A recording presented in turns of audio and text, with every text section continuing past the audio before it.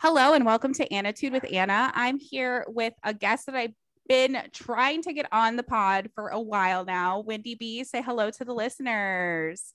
Hello, hello, hello. I'm happy I can finally hop on with you. Yes, it's been crazy. So tell everybody where you're based out of. I'm based in Des Moines, Iowa. And then a lot of people know that I like to travel for a lot of my workshops and work. So you can also find me literally just hopping around different states around the world. and studios. Yeah, I'm trying to do that. Hop around the world. Love it. Yeah. So I know Wendy from a mutual friend, Leah, who is on the pod of Waffles and Whip and Bronze 515. So she was like, you need to interview her because tell the listeners what your job is. Well, I get the honor to be a sex coach and pole dance trainer. So I get to work with people and their bodies and movement and honestly just exploring themselves and finding ways that honor and celebrate their body rather than thinking they have to change something and then they can love their body, or they have to lose X amount of weight or gain or whatever it is before they can have a pleasurable sex life or something like that. So yeah, I kind of just help people meet them where they're at and figure out how can we create beautiful experiences. Awesome. That is amazing. So such positive work that you're doing. Yes. So how did you get into the sex coaching part of your life? How did that happen? Honestly, it's weird. It kind of flowed into what I was already doing. Like, I mean, a lot of people are like, how do you just think about becoming a sex coach? And I'm like, well, essentially I was already working with a lot of women and their bodies and learning how to move their body and like the mind body connection, and even just touching themselves throughout maybe a dance lesson or a dance combo that I would learn, or I would teach. I'd be like, okay, we're going to touch inside of our thighs or maybe our chest, our boobs or something. And I could either tell people we're super uncomfortable with that, or people be like, oh my God, I've never touched myself. A lot of people haven't. Yeah. Like I haven't allowed myself to do that unless it was maybe during sex with a partner or maybe masturbation. But a lot of people just don't realize that you are allowed to explore yourself always. You should always be exploring your body. And so I just saw there was a connection in how I was already teaching. Mm-hmm. And then I'm like, there's got to be more. There has to be something else I can like add on top of what I'm already doing. And honestly, yeah, sex work kind of just like flowed right into that. So I was like, okay, yeah, let's do this. Yeah, that's amazing. Like, so that really well. Yeah, that's perfect. Like it just made sense for you to take what you were already doing and just apply it to, let's make people feel more comfortable and just more aware of themselves. So that's great. Exactly. So pole dancing, how did that come about? How did you find your love for the pole? And it's funny because I feel like that one just fell into my life too. I've always been a dancer. So I grew up dancing. I danced in college. And after I had social work, I really love social work. I love helping people, but not in the like conventional ways that social work is. And so I was just like, okay, like I love to dance. I never thought I could make dance an actual career. But I'm just like, how can I put a passion and a hobby, something I'm into. So, and a lot of what I did starting out with pole dancing and teaching group classes and at a studio, I just realized how much I was helping them. Like, and I was doing it a few times a week, and I was doing private lessons, and I was just like, wow, like people really need this more than I thought. Like this, yes, can be a workout, and did it just because, they might not have been as connected. Right. So how did you get started with pole dancing? Similar to sex coaching, it honestly kind of just fell into my lap throughout different like outlets of dance and movement. I've always been a dancer, grew up dancing, went to college and danced, and my degree is in social work. And I was trying to figure out how can I put these two together. I love social work. I love helping people, just not in the conventional ways that social work is usually looked at. And so I was like, okay, dance. And I didn't even think about pole dancing yet, but I was just like, dance, social work, how can this work? And honestly, I couldn't find any adult dance classes in Des Moines, and which was super weird to me. I was just like, I'm in a city. I feel like there should be something like this. That was the hard part. I'm like, dance has always been my outlet. And I just couldn't find it. And then someone mentioned there's actually pole dancing. I don't know if that's like up your alley. And at first I definitely did the judge a book by its cover type of thing. And I was like, oh no, that's not for me. I'm not trying to be a stripper or something like that. And I was like, I definitely took that route. And I know, like, now thinking back, I'm like, oh, it's like cringe that I even thought like that. I mean, how long ago did you get into pole dance? Like, when did you start? How many years ago? I believe I started in 2018, the beginning of 2018. Yeah. I got certified about 6 months later, I think. And then after that, I taught at a studio and then moved into my own space and my own business. But yeah, like at first I definitely judged pole dance, and I think it was just societal. Yeah, you just now it's becoming more mainstream. Sad. Yeah. Oh yeah. Because I would even say things like that were anti like sex work. I would call women prostitutes instead of their correct, which is they're working. Yeah. So yeah. So I get that. Like the society is just now catching up onto the oldest job in the books, sex work. So yeah. Oh yeah. And that's the thing. I was just like, this is something that's been around forever, but also it's crazy to like think, even for myself, I've noticed even in the last like couple of years, how popular pole dance has become. And now everybody, either you want to take a class, you have a pole in your house, or you are like a professional or something like that. Like, I just feel like everybody and their moms, like literally I teach a lot of moms, but like want to pole dance, or they love it. Yes. Or they've had some sort of experience. Interested. Yeah, for sure. For sure. And it's a great body and mind workout. So it's a whole workout. Yes. So what have you noticed in your classes you were talking earlier about women, and sorry, do you only teach women, or do you have there ever been men in your class? Or no, I've taught men, women, everything, honestly. Like, I used to do I worked with even drag queens at some points. I have I love it. But yeah, no, I don't really have like a specific like, oh, I only cater to this group. Definitely I would say women are 98% of my clientele.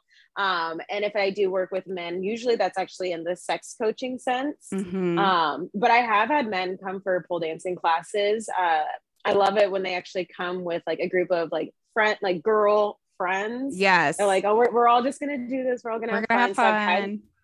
I've had a group of people come and do that. It was so funny just to watch. Like, and it's crazy how good they actually are at the men pole. Like, are great because they have that natural upper body strength, and so they get excited. So like they end up having like so much fun. And I mean, they're shaking their ass just as much, if not harder, than the other people. And I'm like, some people that twerk are men that can twerk better than me. So and men can shake their little ass. So like I've definitely worked with a lot of different people and experience levels. Like, most of my clients have zero dance experience. Like, I've caught on that when I say, I'm like, okay, like, do you have any dance experience? They're like, oh my God, no. And I'm like, okay, well, what about in the shower? What about in the kitchen? What about at the club when you're drunk, or at the bar, or whatever? And driving. I'm like, they're like, well, I mean, that. I'm like, that's experience. Like, take that. Like, that is just as much experience as being in a professional studio. Yeah. Yes. So I'm like, if you're moving your body in any way, whether it be to music or just in silence, then to me, I'm like, that's a dance experience. Like, it doesn't have to be professional. I'm like, if you've been dancing around, then yes, you know how to experience. Dance. So from watching, people in your pole dancing class, what have you noticed about, the level of, do you think women are apprehensive to be sexual, and why do you think that is? Well, Well, it's cool because I actually get to watch people just like from day one to day or session 100 or whatever it is, and seeing them evolve personally just within their own body. And like, I don't need to ask to know that they've grown, like, especially like if it's outside of the studio, I can see through their social media. I'm like, you can tell she's holding her head a little bit higher, or, oh my God, she would have never worn heels if this was 5 months ago. And now we've danced in heels and she's dancing at the club in heels or going out. And people do, like, if they're just a pole dance client and not a sex coaching client, they will let me know, like, oh my God, I did this dance for my husband or my partner that we practiced for the last 2 weeks. And I'm like, oh my God, like that makes me excited, because that's not yet, like, I don't expect people to do that. I don't ask you to go home and perform this, because I just believe when we're in the studio together, that's your time. And I hope that it goes beyond the four walls for sure. But I've definitely seen clients just grow, like, personally in their body and in that experience that they do just naturally take it into the bedroom or take it into their social life. So a lot of times I don't have to really ask. I just kind of see it. You notice it. I can see it. I notice it. I feel it. They get more comfortable posting maybe their progress on Instagram or sharing just their videos in general with a partner or friends. And they're not nervous. Like, don't judge. And they're like, oh my God, look what I did today. At this. I'm so good. Yeah. Oh yeah. They're like, I'm hot as fuck. And I'm like, yes. You are, like, obviously. Yes. So yeah, like when it comes to even just like their sex life and in general, like I just can feel it. I'll ask and see, like, if people are, I'm like, how do you feel like these last 5 sessions have gone for you? Like, what do you feel has changed or what's different? And I mean, yeah, it's just the confidence. It's just rocking confidence, like outside of my 4 walls, like in general, not specifically even sex. So I love it. That's amazing. It's That's really nice. such great work. Such great work that you're doing. So let's talk about your sex coaching. So what does that entail when you say sex coach? I think people probably get the wrong idea that you're taking out a banana and showing them how to give blowjobs.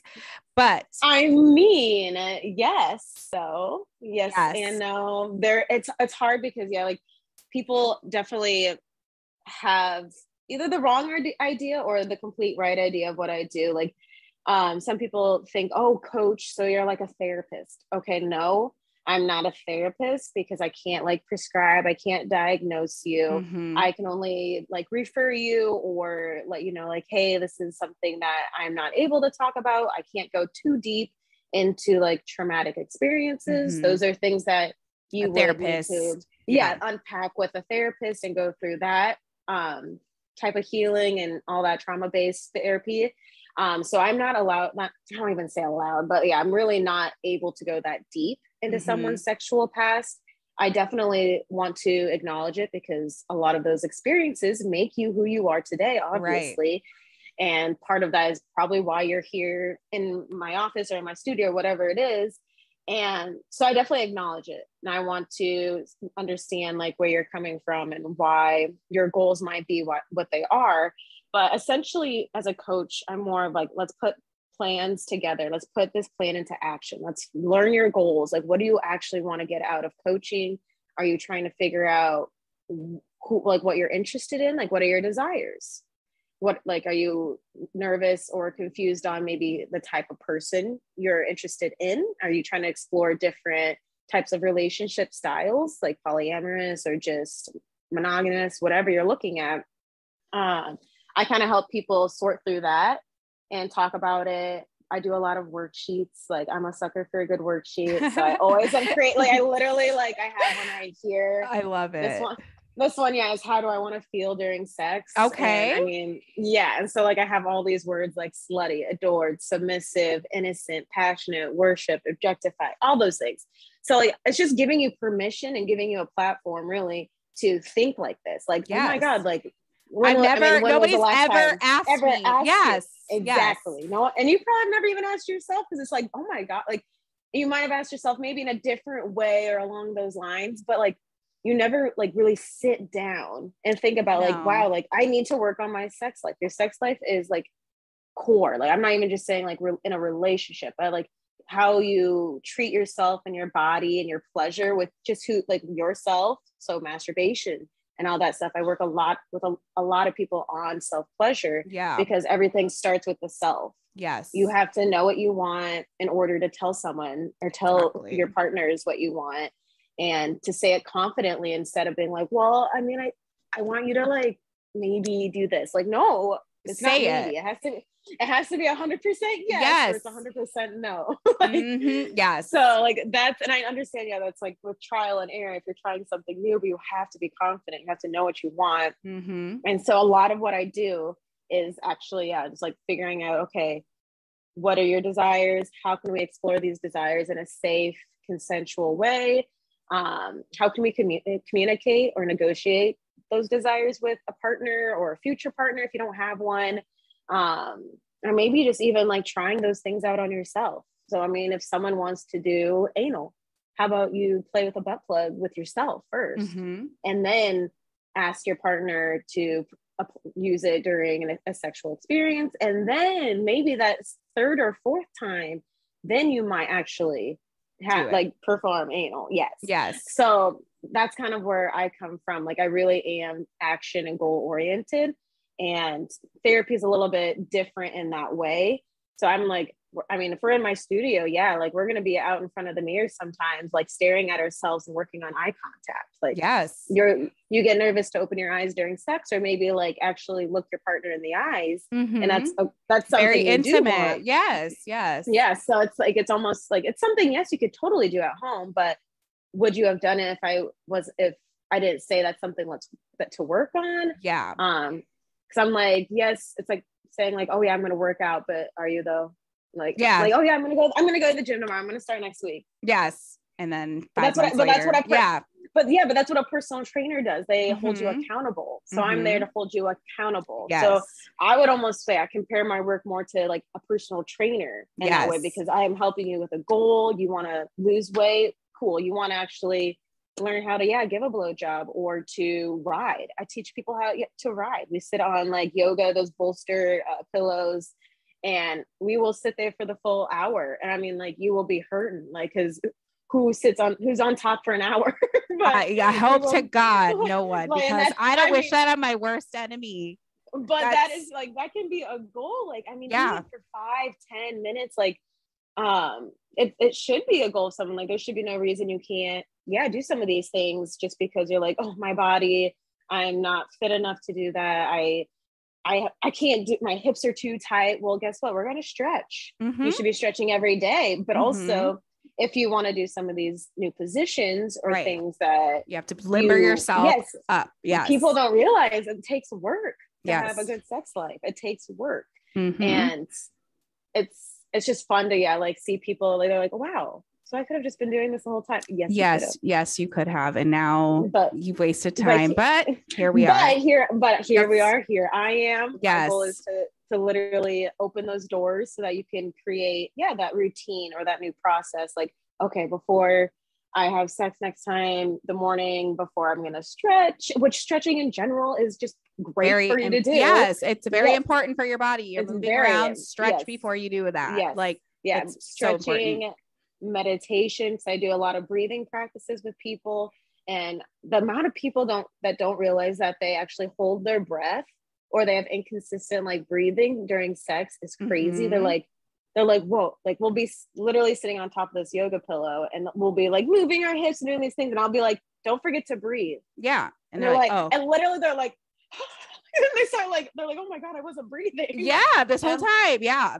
And so it's just funny, because I'm just like, we really do forget the little things that are very important to life, but also to have an enjoyable experience. Right. It's just, it's a lot of the little things that I work on, and I kind of help people with, like, boundaries, negotiation, communication.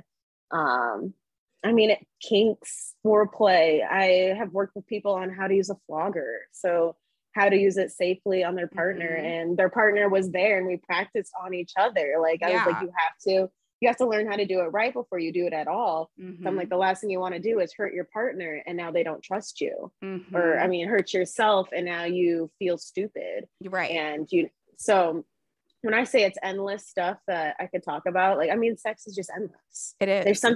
There's literally something new I learn every day. Like, I'm always watching a video, like listening to a podcast. Like, I'm even just looking here and I'm like, I have a book that's called Girl Sex 101. I have a book called Pussypedia. Oh, I love it.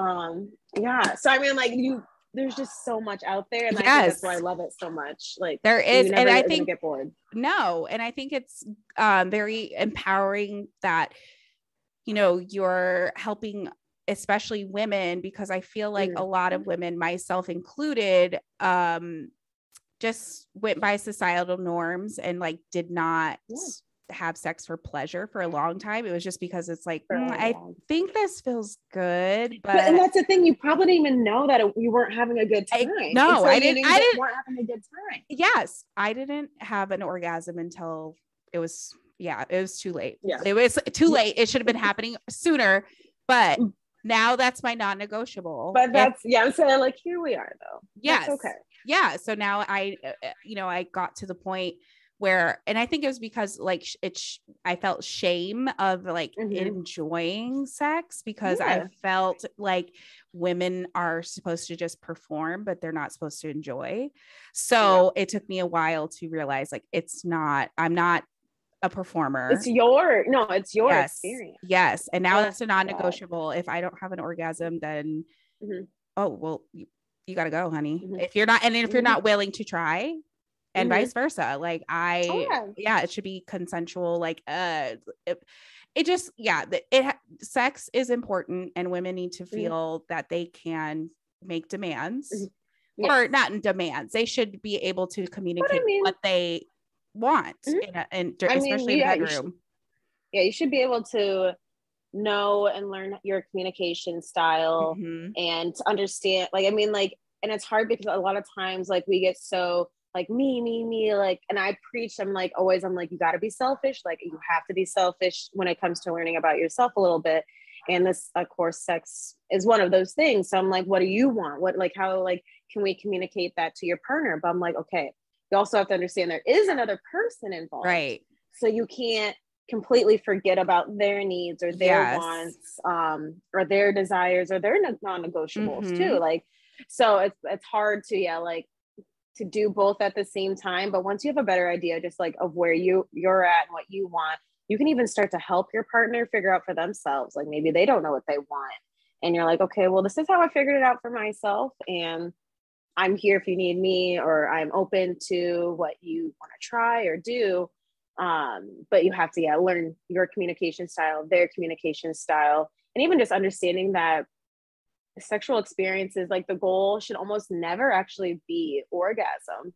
It should just be pleasure, because there's a good chance that you might not orgasm, but that doesn't mean you can't have a good time. Right. A lot of, I mean, specifically men assume and think that in order to have a good sexual experience, they have to come, they have to orgasm, they have to. And that's not true. I mean, if that's true, can't, or they don't sometimes, and that's fine. It doesn't make you less than. It doesn't make you less than. It doesn't make you a failure or that you did a bad job. It's so weird to even think about, but like, that doesn't mean anything. Like, if you had a good time, if you were pleasured and you feel like you pleasured your partner or partners, whoever was involved, then if you had fun, you had a good experience, that's what it should be. That's all. Like, don't go beyond that. But it's not a, but I didn't orgasm. Well, no, don't go fine. There. That's okay. That's a lot of pressure to put on yourself to every time. Take that pressure away, because then you're going to start trying to perform, and then you're going to try to outperform yourself every experience. Like, and I mean, it's something that I think everybody has to learn, that like, you can't have the same sexual experience twice. So even if you had like an amazing time last night and you keep replaying it in your head, you can't redo it exactly how exactly. Like, you can't it won't be you're natural. not going to feel that way. Yeah, it won't be natural, and you just can't expect that. You can't. Don't put that pressure on anybody. A feeling. Ever. And I mean, that goes obviously for anything in life, but I mean, it's hard because like a lot of people are like, oh, last night, like, so I was drunk, but we had really great sex. So like, now, like, the next time I'm gonna hook up, we hook up. Like, I definitely want to be drunk. I'm like, no, Ooh, then with substance abuse. Yeah. Ooh, yeah. red flag, I'm like, yeah. well, first of all, yeah, I'm like, or like if it was a specific toy, like even like if you use that toy yesterday, it doesn't mean that toy is going to exactly like give you that exact same feeling. Will it still feel good? I'm sure everything will be fine. But if you're like replaying that same sexual experience in your head, you can't get it back. You can't have the same thing. You can have a better experience maybe the next time, or it may not be even that great. And that's okay. Like not every experience is going to be like fireworks. Amazing. Yes. I hope it is, but there's a good the likelihood of it happening every time. Yeah. Sometimes it might just be, might be sex. It might just be a quickie. It was just to get it in quick and then go back to work because it was on your lunch break. Right. So, I mean, I like, that's the hard part. Like I want everyone to have amazing sex always. And I do believe that's possible, but you got to stop putting pressure on yourself for these end results, because there's a good chance that you're just going to set yourself up for failure, or, self-sabotage, because you're going to be like, okay, goal is get to orgasm, is to get her to orgasm 8 times, all this. I was like, whoa. Like, calm down. Let's just have fun. Let's just enjoy ourselves. Yeah. Let's just be present with each other, explore, do the things we know we like, but also maybe try different things. Like, that's the thing. I don't know. People just put a lot of pressure on sex. They just yes. Mm-hmm. And I feel like it becomes a chore when you start putting pressure on yourself or your partner. Like, so it shouldn't be a chore. It should be like you said, an enjoyable experience. So who are your typical clients to come in for sex coaching? Do you see more, like 30 somethings? Are you more middle age, or is it married? Is it single people? What is your most, usual client? That's a hard one. Like right now, like I feel like it's kind of across the board. Like, mainly women. Like right now, I'm only seeing women. That doesn't. I've seen men, men before, but right now, like my client, like roster, whatever, is all women. Between the ages, I would say like 24 to like 40. Oh, nice. It's very interesting right now. I'd say like, I can't say like I have multiple clients at the same points in their life. Like most of them I would say are with a partner, not necessarily married, but I would say they have a partner involved, and then a couple are completely single, or just no specific consistent partner, I suppose. So I don't know. That's a hard one, because people really like, I get people that I wouldn't expect. I'm like, oh, somebody that's older than me is trusting me. So that's exciting. But like, yeah, I've seen people that are definitely well in their 40s to 50s. And kids are out of the house, or they went through a divorce and now they're with a new partner or something. And they're trying to like figure out like, what is this new fire? How can I like create something amazing with this new partner and not feel like I have to just start over again all the time. But I don't know. It's hard. I would say, between 25 and 40 is definitely my range of usual clients. But yeah, most of them that come in are honest. Like, it's funny because like a lot of people have similar issues. And if they're not similar issues, you can still get to that result about the same way. Yeah. Like a lot of people don't even know what they want. Like they know they need help, or they know they want to come talk to me, but it's like, I don't know what my goals are, or my goals are kind of fuzzy. I'm not sure. Like, I know I want to have better sex, or I know I haven't masturbated in 10 years or something like along those lines. And it's like, oh, okay. Like, we're going to start with learning what your desires are. And I do that with everybody, because I'm like, there's a really good chance you haven't checked in on yourself in a very, very long time or ever. So what used to turn you on may not turn you on anymore. If you're 50 years old and you haven't checked in or checked on yourself like that, there's a really good chance what turned you on at 25 is not going to be the same at 50. Right.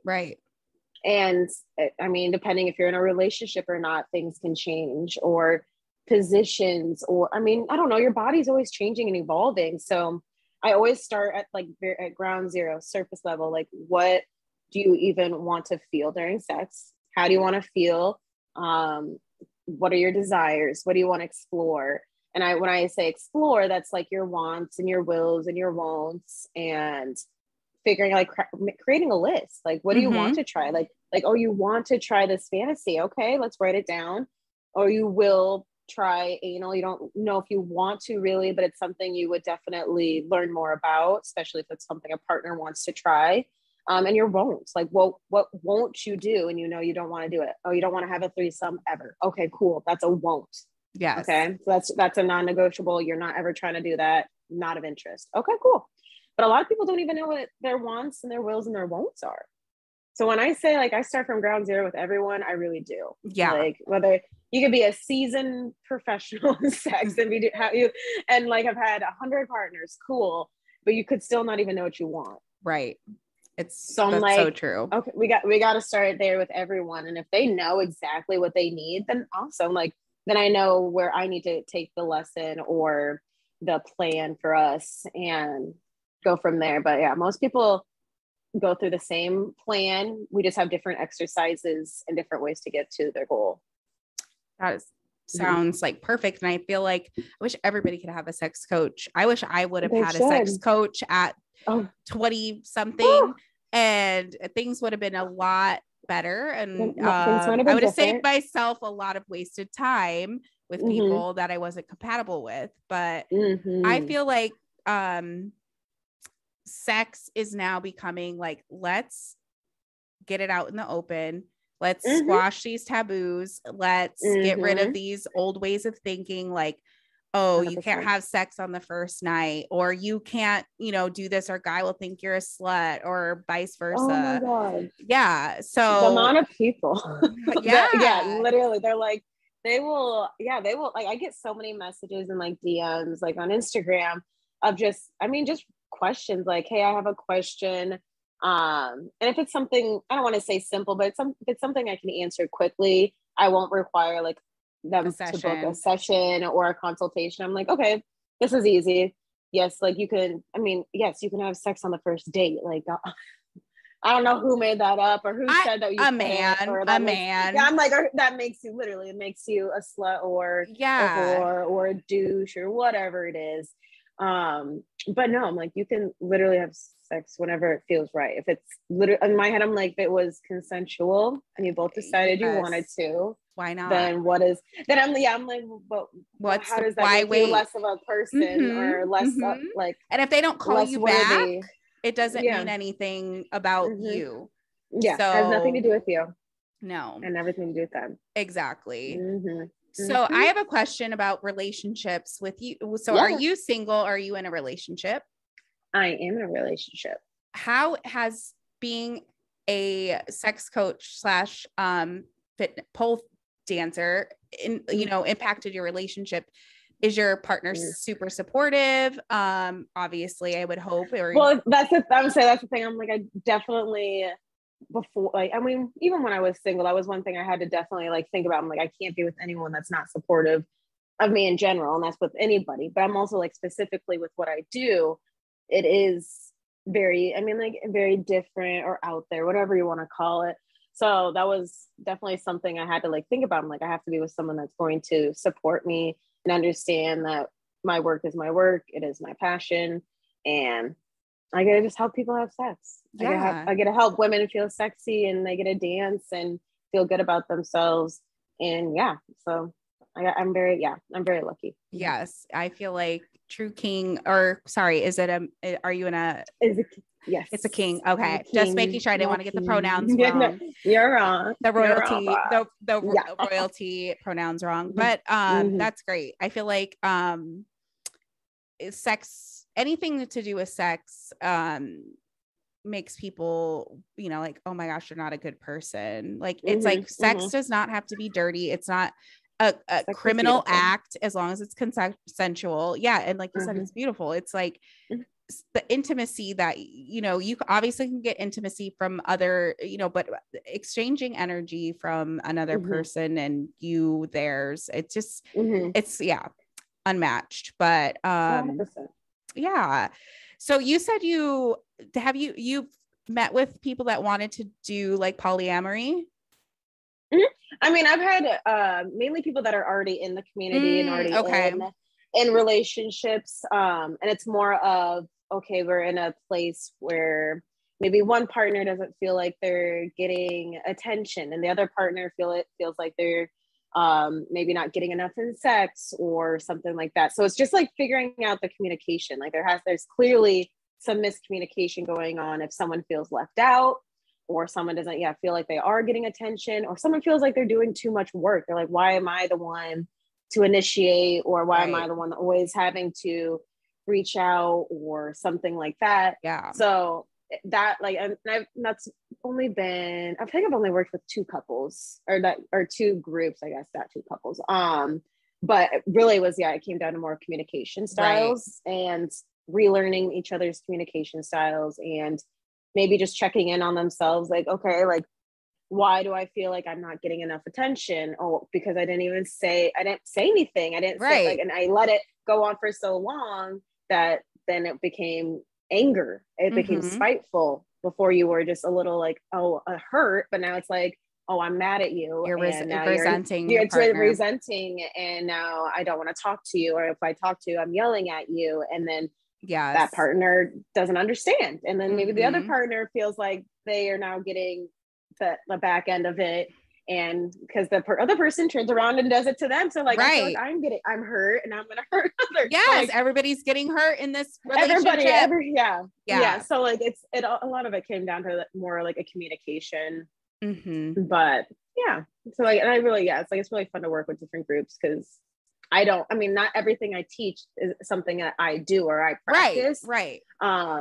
And that's something a lot of people, I don't know if not that they don't understand, but I think a lot of people, there's a misconception. I do. Yeah. There's a misconception that like I have like that if you're a sex coach or you're having orgies every day. You're having these crazy like sex experiences. And I'm like, I'm literally human. I'm like, a regular person that just knows a lot about sex.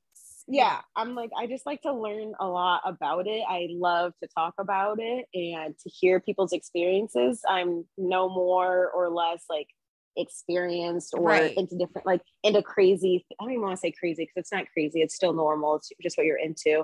But I'm like, I'm not into anything that, I don't know. It's just funny. Like people are like, oh, are you in the BDSM community? Are you doing this? Are you doing that? I'm like, okay, hold on. Pause. Like, I'm like, I love to explore different things and I like to try stuff and all that. But I'm like, I just don't, some people assume or think that I am doing all the everything. I'm like, You're like, no, I'm like, still have my own boundaries. Yeah, I'm like, I have my own boundaries. I have my own wants and wills and won'ts and things that I'm just not interested in trying. I love to hear about the things that people are interested in doing, and it may not be something I am interested in doing, but I love to learn about it, or I want to hear about your experience, because that's how I learn. Because I'm like, if I'm not interested in having a threesome, but I still love to learn about it or hear about it and research like how like the power dynamics and communication, all that stuff. Like I love to know more. Yes. But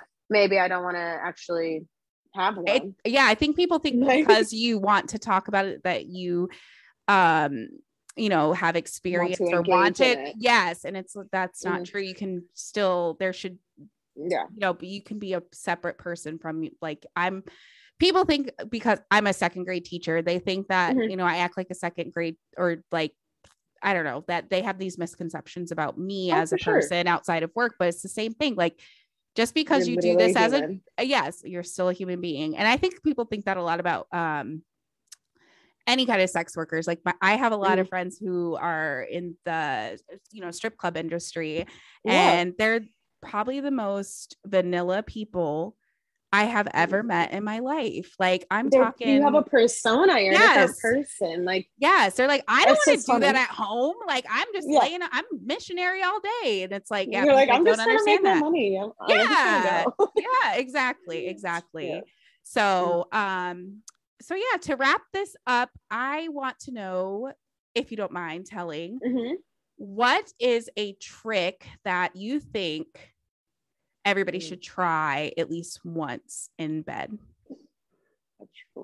A trick or a position? This is hard. Okay. Wow. I mean, there is power in the toys. Yes. Like, and there's power in lube. Okay. Like, Toys and lube people. Don't sleep on either of those, especially lube. I think people have a huge like misconception that lube they is think for that people they're that broken. can't, get wet or or it's only and for I'm like, anal. It's like, yeah. No. And I'm like, you can literally use it for anything, any position, any type of like sex. Like, I mean, it just makes the experience better. Yes. Like, yes, like if you do need it, use it, like, please. But also, like, you don't have to need it in order to use it. Exactly. And that goes the same with toys. Like, you are not you're not failing as a sexual partner if someone is grabbing their toy. Like, that could be a whole different and that's a stimulation. Yeah, and that's a level preferences. Yeah, and a comfortability too of it. Like, if I bring out a toy, that's because I feel comfortable. I feel safe. So yes, I want to share literally my intimate things with you. Mm-hmm. I think of it, I just want to take it to the next level for myself personally. And I mean, there's a really great chance that they are also going to enjoy it. If they're in that headspace, if they're in the headspace of, oh, she or he or whoever it is thinks that I'm not good enough or I'm not enough, that's a whole separate issue. That's a personal problem. Mm-hmm. But if they take it as, oh my God, like I'm getting you to that point, but you just want that extra stimulation. Like if you have penetration, then maybe it's just clitoral stimulation. Mm-hmm. Like, and they're just helping you out. And there's a really good chance that you're going to get also that vibration from it. And just like, if you see their face, like you're going to benefit from it just as much. So like, I definitely say don't sleep on those types of things. I don't know. I'm trying to think if there's another one. I don't know. That's really hard. Like I'm thinking of a lot of different, like, because I wouldn't say there's like a specific position by any means, but like, what do you consider the worst? Like, rank. Give me your top 3 positions for women. What would you rank as your top 3? For sure, doggy. Reverse cowgirl. I teach a lot of people reverse cowgirl. Honestly, before I would teach them just cowgirl, so just being on top and facing, because a lot of people actually have eye contact issues more than they think, or they will just flat out be like, I get nervous trying to look at him or whoever it is or her, and I don't want to like look at them and then lose my focus or something like that. So I teach a lot of reverse cowgirl. And I mean, everyone loves a good booty. So, I mean, they get the ass right in their face. Yeah. Right. And like they can grab. But I would say, definitely doggy and reverse. And there is some like beautiful not moves, but like positions you can play with in missionary. Like, I mean, and this is me like going in that, like, I mean, like you can like lift the leg. Lift the leg. This limber is like out. Stretching. Yeah. Yes. Like some people, I'm like, both legs. And they're like, what? And I'm like, this is why you got to stretch. Yes. Like, yes. Catch me out here never not being flexible. What? Right. Like, come on now. Like, we could all. Like anybody can do it. I'm like, I don't like it's hard. So I'm like, I don't want you to put your body in a position it can't get out of. So I'm never going to tell someone to be like, put both legs in. I'm like, first of all, if you know, like your body knows you better than I know you. Mm-hmm. Therefore, you need to honor it. If it says no, and I mean, like, if you're trying to do a split on the dick, no, don't. If you can't do the splits, don't do it. Don't try it out. During sex. I mean, it might make for a good fun story, like down the road, whatever. But I'm like, if you know your body can't handle the splits just on a normal day, why are we doing this? Yeah, or don't. I'm like, you're just gonna hurt yourself, and you literally could potentially hurt the other person too. Yeah. So. Gotta be careful. So I do. So yeah, I definitely try not to like tell people like, oh, these are the positions that you should try, because again, you don't know their experience level, you don't know their body.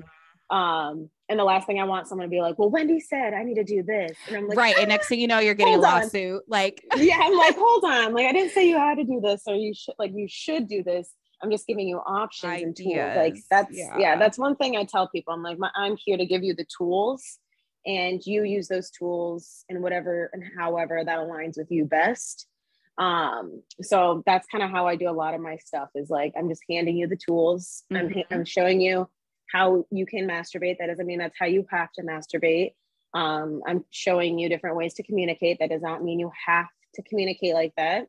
There's a good chance that things are going to get confusing and messed up along the way. that's learning.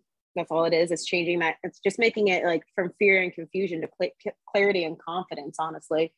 But yeah, like I would say those are the main things. Like if you're thinking positions, I guess, yeah, like play with missionary. Like a lot of people sleep on missionary, and missionary is really fun, and it doesn't have to be considered vanilla. Like, yes, it is, but at the same time, like it's not. If you get flexible enough, if you're playing around enough, and put the feet on the shoulders, honeys. Yes. And that's what I'm saying. I'm like, if you have someone, if you're with someone you trust, not saying it has to be a partner or like someone you're married to by any means, then you can still have, like some really great experiences. Yes. If you just trust them. Yeah. Absolutely. So tell the listeners where they can find you, and I will also link it in the episode notes, but what is your Instagram account? My Instagram is that sex coach Wendy B. Okay. And then my website is thewendybee.com. Facebook, it's hard. Like Facebook, I'm not like that active on because I always feel like shut my stuff down. Yeah, I feel like Facebook is like for deranged older people. Like I don't know anybody. It's a different market. There are just a lot more touchy on words and things you can and cannot say. So I stray away from there. But I guess you could follow Wendy B LLC on Facebook if you wanted to. And then, I mean, I do have a TikTok, but again, I also don't ever do anything on there, but that's also that. You should. TikTok is like blowing, people get blown up on there. So like, especially you should definitely like maybe do some, I don't know, tips, like sex tips on there or some. I have.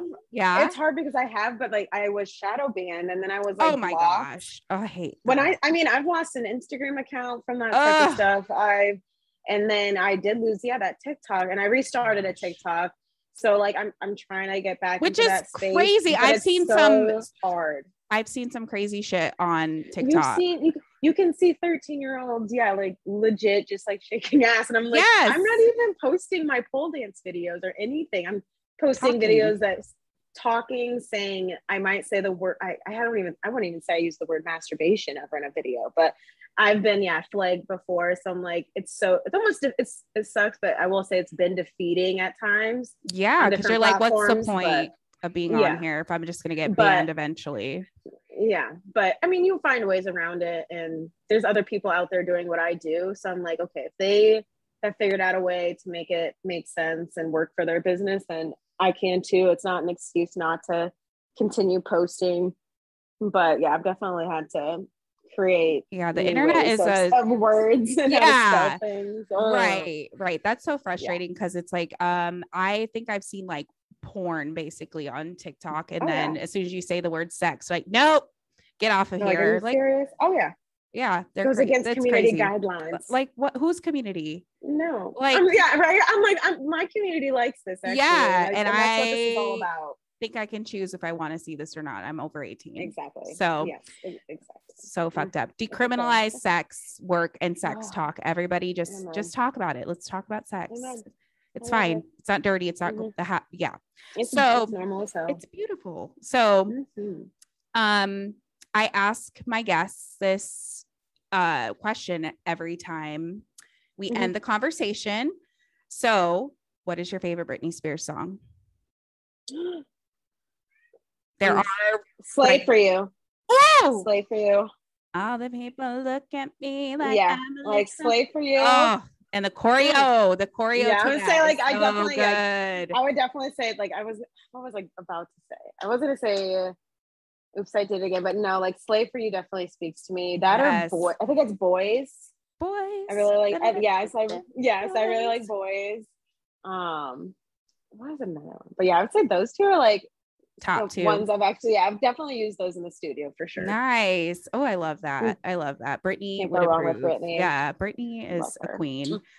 So Wendy, thank you so much for taking the time. Finally, after months of trying to literally this work, we'll have to have you on again because this is the kind of content my listeners are into. Yay! And I'm trying to be more like I was always scared. Like, I'm like, oh my God, I'm a teacher. Like, what if one of my students are 7. If they're listening to a podcast that's labeled explicit, then that's on their parents, not me. I'm saying that has nothing to do with you, my friend. Yeah, exactly. And prove it. No face, no case. Yeah. So yeah, yes. Wendy, it was a pleasure. Thank you so much. Thank you so much. And if it's day or night, love or light. Bye.